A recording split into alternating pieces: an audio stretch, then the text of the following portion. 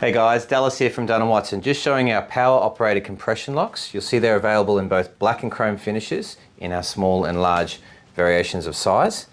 These are power operated, and you'll see here that these can actually be installed to the actuator kits of your vehicle. So these locks will lock and unlock when you lock and unlock your vehicle, which makes them great for canopies, toolboxes and things like that.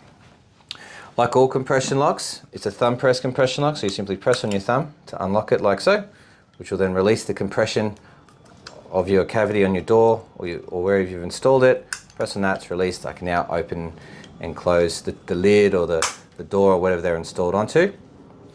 The compression itself is adjustable, so you can tighten that or reduce it by moving this screw up and down on that threaded shaft there. Comes with a rubber gasket, obviously your backing plate, which is also going to give you the cutout template for this lock. If you have a look at an assembled one here, this is what it looks like when you receive it.